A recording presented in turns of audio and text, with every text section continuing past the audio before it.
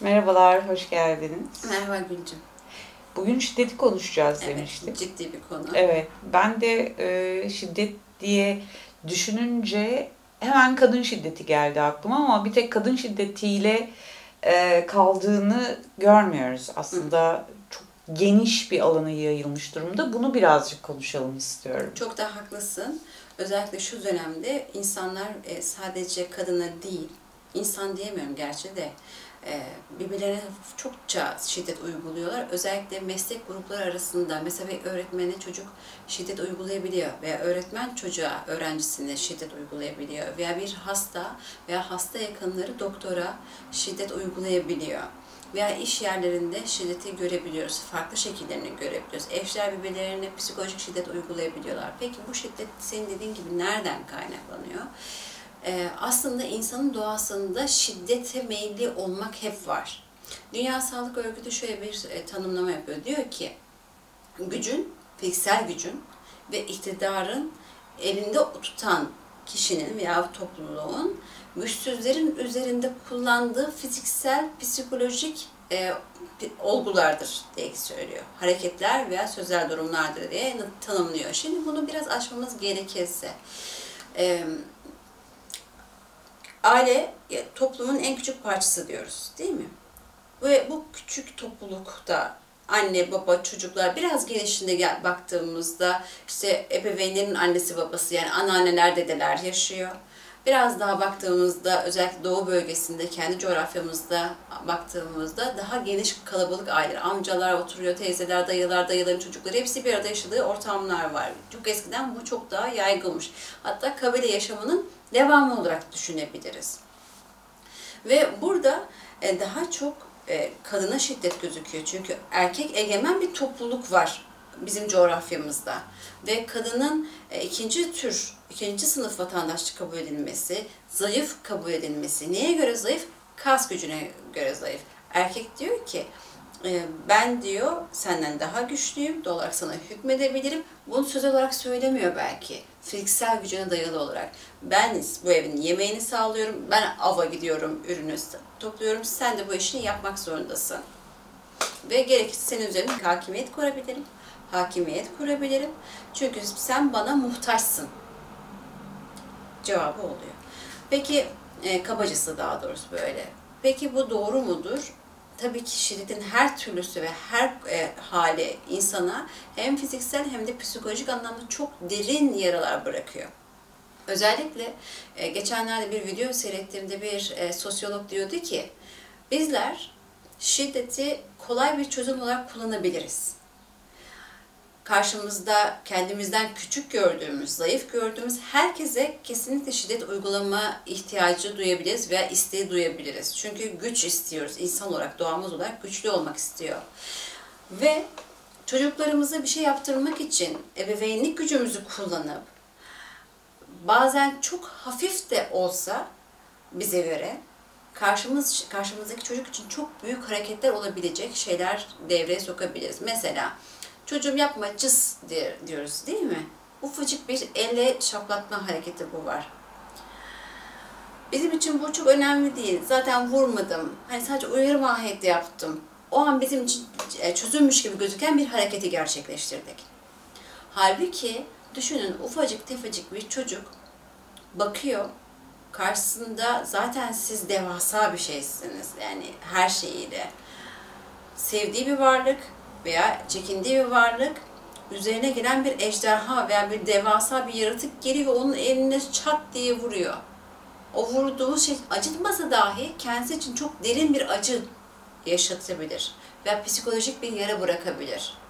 Ve bunu öfkesini duyabilir. Hatta kendisindeki bu öfkeyi vurmak suretiyle giderebileceğini dahi kanısına kapılabilir. Yani öfkeliysem, kızdıysam karşımdakine vurabilirim hakkını görmeye başlar. Neden? Kendisinden üstün, büyük bir varlık kendi gücünü bu amaçlı kullandı. Halbuki o isteseydi belki onu yapacaktı. Demek istediğimi anlatabiliyor muyum? Ve aile içi şiddeti kadından sonra çocuklar en çok karşılaşıyor. Kadın mesela şöyle düşünelim, silsile olarak Kadın kocasından dayak yiyor. Mutsuz bir kadın. Bu sefer kadın kendinden daha zayıf olan çocuğu dövüyor. Böyle silsile halinde. Çocuk ne yapıyor peki? Sosyal çevresi olarak okula gidiyor. Kendince zayıf olan insanlara, arkadaşlarına vuruyor. Saçını çekiyor. Kendi cüssesi kadar şiddet uyguluyor. Ne bileyim işte ısırıyor, tekme atıyor veya sadece bağırıyor. Evde ne gördüyse onu taklit ediyor. Bunun yanı sıra tabii ki toplumların da birbirlerine uyguladıkları şiddetler var. Özellikle inançsal anlamda birbirlerine uyum sağlamayan insanlar varsa, mesela diyor ki sen benim inancıma uymuyorsan lütfen buradan git. Özellikle mesela cemiyet hayatı yaşayanlar, cemiyet hayatından kastım X cemiyeti, inançsal bir X cemiyeti, Y cemiyetindeki insanı hor görme meylinde. Ve onun karşısına geçtiğinde bir savunmaya geçiyor veya direkt tartışıyor. Sizin inancınız böyle, benim inancım böyle, kutuplaştırıyor. Karşısındaki insan eğer kendini savunmayacaksa, savunmuyorsa, hakaret dolu sözler söylüyorsak bu da şiddet. Öfkemizi veya inancımızı birine baskı yoluyla kabul ettirme, hegemonya, o da bir şiddetin türüdür. Yaşlılara da sanki şiddet uygulanıyor gibi. Elbette ki daha geçenlerde haberler, normalde ben haber seyretmiyorum ama nasıl olursa karşıma çıktı ve evde annesini, daha yaşlı anneyi bir bakıcıya teslim etmişler çocuklar. Gelip işlerini yapıyorlar filan. Kadın, yaşlı kadını, bakıcı daha doğrusu, yaşlı kadını tokat atıyor. Ama evire çevire dönmek tabiri var ya, gerçekten öyle. Yardım istiyor kadın. Pencereler açık Allah'tan, komşular sesi duymuşlar. Polis çağırıyorlar vesaire. Kadını tutukluyorlar gerçi de. Yani bu görülebilen. Hastanelerde bazen bu tarz şiddetle maruz kalan yaşlılar var. Kadıncağız veya adam hasta, bedenini hareket ettiremiyor. Sert veya hırçın şekilde davranışlar da şiddetin bir türü. Veya aşağılama tarzı. Sen yaşlısın, sen böyle yapamazsın, anne sen bilmezsin, bu da bir şiddetin bir türü olarak kabul ediliyor. Çocuğu söyledik, kadınları söyledik, erkekler de şiddete uğruyor. Mesleki anlamda şiddetlerden de bahsettik.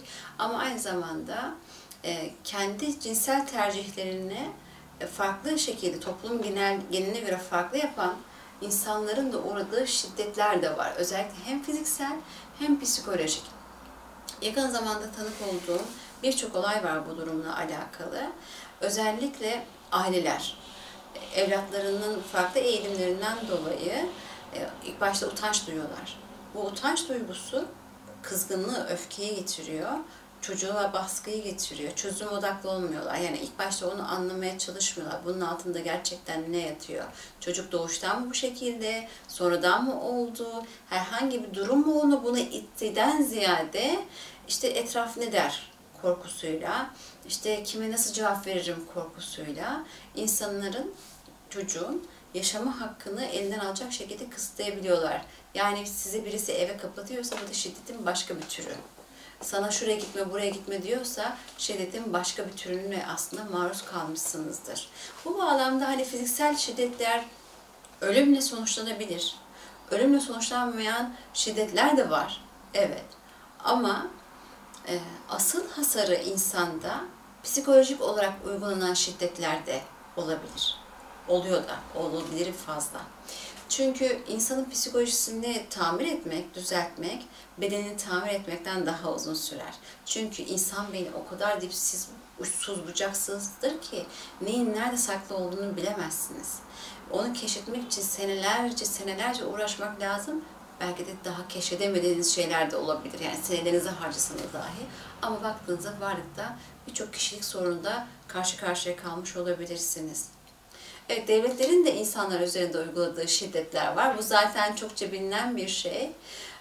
Burada ben yasaları kastetmiyorum. Yasalar bir toplumu ayakta tutması için gerekli olan kurallar bütünlüğü ve hem toplum olarak hem de kitlesel olarak altına imza attığımız değerlerdir bunlar, yasalardır. Ama ve lakin bazen insanların bilmeden, uyutularak devletlerin uyguladığı politikalar sayesinde de şiddet uygulanabiliyor. Mesela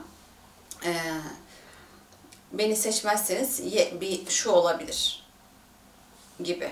aba altından sopa göstermeler var. Mesela savaş ve diktatörlük birlikte gider biliyorsunuz.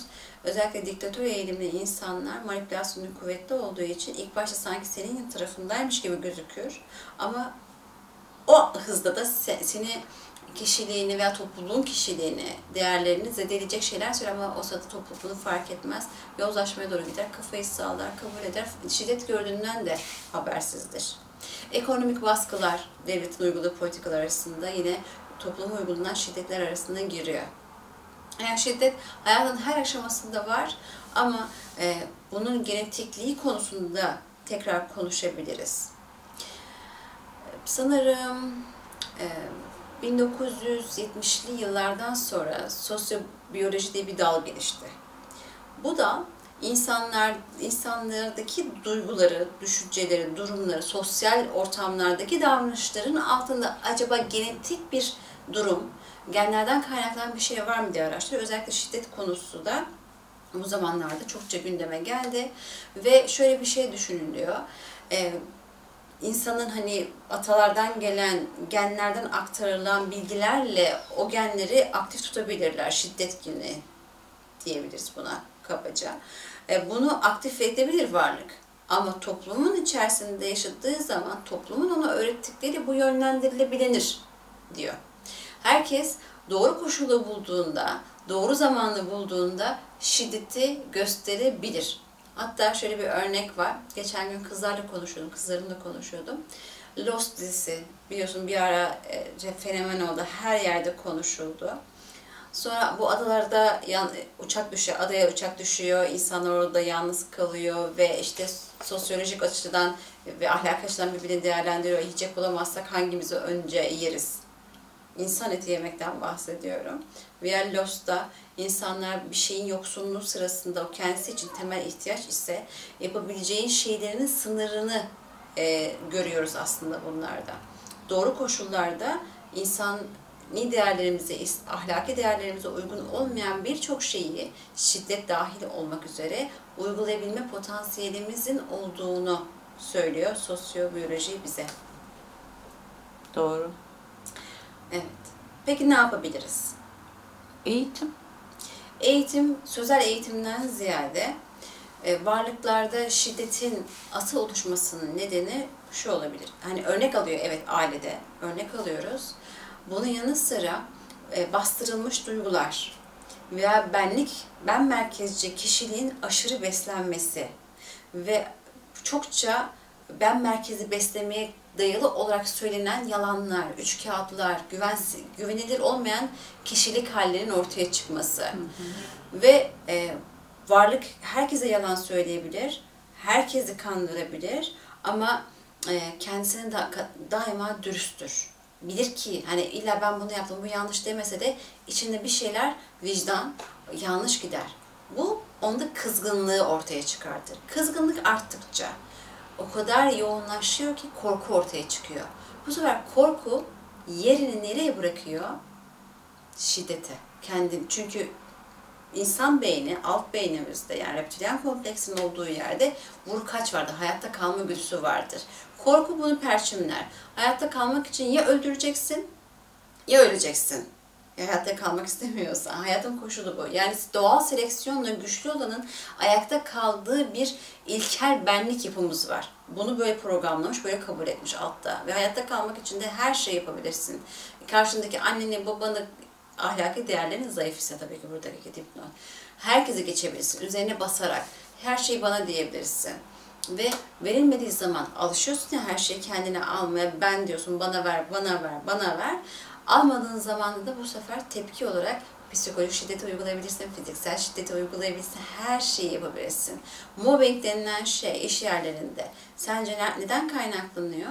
Daha çok bir işçinin, daha doğrusu meslektaşın bir diğerine uyguladığı türden veya kendisini rakip gördüğü meslektaşının veya altının veya üstünü hiç fark etmez yaptığı şeyleri yererek veya pasif agresif davranışlarla onu bıktırma politikasını uygulayarak bırakmasını, işten ayrılmasını, böylelikle tehditin ortadan kaldırmasını istiyor varlık. Dövme, hırpalama, bu davranışlar zaten her daim gördüğümüz bir şey. Bir gün bana birisi dedi ki eskiden ne güzeldi, çocukları rahatlıkla dövüyorduk, kulağını çekiyorduk. Şimdi diyor bir kulağını çektiğimizde bağırıp çağırıyor. Ben böyle baktım kişiye, sadece güldüm. Ne diyeceğimi bilemedim. Hani orada ekstradan bir tartışma ortamına girsek zaten karşımızdaki varlık bunu anlamaktan yoksun ki bu cümleyi kuruyor. Onun daha çok asıl eğitimli olması gereken kişi bu tarz insanlar. Şiddetin iyi bir şey olduğunu, deşarj olma yöntemi olduğunu düşünen insanlar. Ama ben şöyle düşünüyorum, işte 40 sene önce öğretmenler dayak atardı çocuklara, ben çok iyi biliyorum. Hiç bundan da gocunulmazdı. Kimse şikayet etmezdi. Hatta çocuklara eti senin kemiği benim diye okula bırakırlardı. Benim annemin klasik sözü. Evet, yani çok meşhur bir sözdür zaten. Bir işe başlarken de öyle. Çırak olarak verilirken çocukta. Aslında dayağı son derece olağan bir şey diye bakılıyormuş. Yani yeni değişti bu. Yani belki 20 senedir, 30 senedir. Atalardan gelen inançlar var ya, işte dayak cennetten çıkmadır Evet. gibi böyle kalıplaşmış bir şeyler var. İşte dizini dövmeyen, kızını dövmeyen dizini dövermiş. Evet. Sanki asıl yasaymış gibi, ana yasaymış gibi. Halbuki bir yanlış, birçok yanlışı çığ gibi büyüterek hem bilişsel hem de psikolojisi bozuk insanların ortaya çıkmasına neden olabiliyoruz. Bu Avrupa Birliği uyum yasalarıyla beraber değiştirilen bir şeydi bu dayak aslında. Yani bizim kültürümüze has olan, öyle hatırlıyorum yanılmıyorsam. Ama çok da kolay oturmuyor. Oturmadı da tam sistemimize bizim. Az gelişmiş, gelişmekte olan ülkelerde evet şiddet çok fazla olabilir. Ama gelişmiş olduğunu söyleyen toplumlarda da şiddetin çok yoğun olduğunu söyleyebilirim. Fiziksel şiddet de var aslında gelişmiş ülkelerde çokça gözüküyor. Sadece aile içi şiddetin yaşandığı durumlarda insanlar bunu dışa vurmaya çekiniyor. Birçok insan çekiniyor çünkü utanıyorlar vurulduğunu söylenmek. Onu aşağılanmış hissediyor kendini. Zayıf, özgüvenini kaybediyor varlık. Bunu kaybettikçe içine siniyor veya dışarıdan birisinden yardım istemeye kalksa belki olaylar daha farklı gelişecek diye büyüsün de istemiyor. Acizlik yaşıyor. Söylemiyor. Bu gelişmiş ülkelerde dahi var. Diyorsun ki ya üniversite görmüş kadınsın ve üniversite görmüş adamsın. Nasıl böyle bir şiddeti tavsiye edebilirsin? Fiziksel şiddetten bahsediyorum en basitinden. Zaten psikolojik şiddet dünyanın olmadığı bir yer yok. Var diyen gerçek anlamda ya görmemiştir dünyanın her yerine ya da kendi pembe dünyasında yaşıyordur. Yoksa şiddetin her yerde olduğunu diyorum. Ama burada şiddetin en kritik noktası ne biliyor musun? Bir başkası bize psikolojik şiddet uygulayabilir, fiziksel şiddet uygulayabilir ama insanın kendi kendine uyguladığı bir şiddet var. O da intihar. Bu da bir şiddet türüdür. Hem de çok ciddi bir şiddet türüdür. Çünkü sen bile isteye kendi bedenine, kendinle çatıştığın için kendine zarar vermeyi tercih ediyorsun. Dünyayı kabul etmeyebilirsin. Hayatta her şey istemediğin gibi olabilir. Kendi potansiyelini, varlığını kabul etmeyebilirsin. Ama kesersin, ama atlarsın, ama ilaç tutarsın. Bu da şiddetin başka bir psikolojiden fiziksel dönüşen şiddet türü ve en tehlikelisidir. Evet, sonuçta çok konusu var. Peki bu durumlarda insanlar ne yapmalı? Eğitim konusuna değinelim. Ondan sonra bence bu konuyu kapatabiliriz. Eğitimi sen nasıl düşünüyorsun? İnsanlar, şu an sosyal toplum örgütleri insanlara bu konuda çokça yardımcı olmaya çalışıyorlar. Yani kadın sığınma evleri var. Farklı adlarda kullanılıyor. Belli oranlarda. Ama belki bunun da yeterli olduğunu düşünüyorum. Yok, mesela, ben sosyal kadın evlerine gelmeden olayın çözülmesi gerekiyor. Bence birey olarak değer verilmeli çocuklara. Mesela Japonlardaki örnek bence muhteşem. Oradaki çocuklar birey olarak sorumluluklarını alarak büyüyorlar. Ve değer görüyorlar. Ben çok ciddi bir araştırma yapmadım ama karşıma çıkan örneklerde bunu gördüm ve beni çok mutlu etti.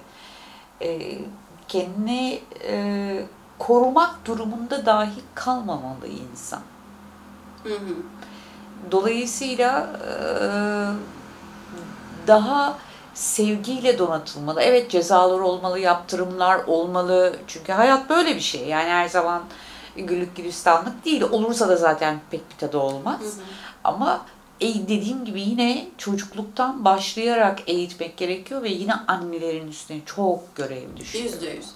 Bir düşünür diyor ki, eğer bir toplumun gelişmesini istiyorsanız bunu anneannelerinden, babaannelerinden başlayın. Neden? Çünkü anneanne, babaanne dediğimiz şey çocuğun annesi babası. Anneanne, babaanne eğitilirse onların çocukları da eğitilecek. Onların çocuklarının da çoğu eğitilmiş olacak ve anneanneler, babaanneler genelde torunları da yetiştirir ya. Onların eserleridir aslında bir bakıma. Şimdi onu söyleyecektim. Çünkü anneler, günümüz anneleri çalışıyor. Anneanneler, babaanneler bakıyor. Dolayısıyla aslında 2 jenerasyon öncesinin bilgileriyle çocuk Aynen. büyüyor. Ama annesinden, babasından gördüğü model daha farklı oluyor ve ortaya yine bir çelişki çıkıyor. %100. Ve çocuklar aslında çok daha şiddete meyilliler. Bunu da ben okulda okuyan çocuklara baktığımda görüyorum. Mesela oğlumun okulunda. Hı hı. Daha güçlü olan her zaman şiddete daha meyilli, yönetmeye daha meyilli. Acımasızlar çocuklar. Çünkü deniyorlar. Sınırlarını görmeye çalışıyorlar. Hı hı. Ama bunu baskılayabilecek, bunu kontrol edebilecek aile. Hı hı. Annesinin vurduğunu çocuk yaparsa Evet. veya işte babasının bıyığı çektiğinde anneanne, dede veya babaanne böyle yaparsa veya işte kötü söz söylediğinde bir büyüğüne veya bir arkadaşına affedin oğlum derse, kız çocuğu birisine vurduğunda erkek Fatma ifadesi kullanılırsa birçok örnek çoğaltabiliriz. Şiddet normalmiş gibi algılanabilir. Evet. Bunun dışında insanın fiziksel aktivitesini de arttırması lazım. Yani evet. mentaliteyi temiz tutabilmek için sağlam kafa sağlam vücutta bulunur diyoruz ya. O şiddeti fiziksel aktivitelerle de yönlendirmesi. Mesela sanata, yani dansa eğilim göstermeli. Belki de sporun herhangi ama hangisi de alınıyorsa onu, uzak doğu sporları dahil, yani dövüş sporları dahil, gerekirse onu yapsın. Çünkü enerjisini deşarj etmesi lazım bu varlığın. O şiddeti bir yerde akıtması lazım. Çünkü biz avcı toplayıcılıktan geliyoruz ya. O şiddet bizim genlerimizde var ya ve her an açığa çıkması var ya. O yüzden Yönlendirilmesi gerekiyor. kesinlikle %100. Bu böyle akar gider. Bu bitmez bu konu. Evet, o zaman bitirelim. Ama şunu merak ediyorum. Gerçekten insanların mesela bunu seçecek insanlardan İşte bu tarz şiddete maruz kalanlar var mı? Varsa bunu paylaşabilmek cesaretleri var mı? Veya varsa da neden, veya şiddet uygulamayı seven bir insanın düşünce yapısını da merak ediyorum. Bunu benimle de paylaşırlarsa zevkle okurum. Ağzınıza sağlık. Teşekkür ederim.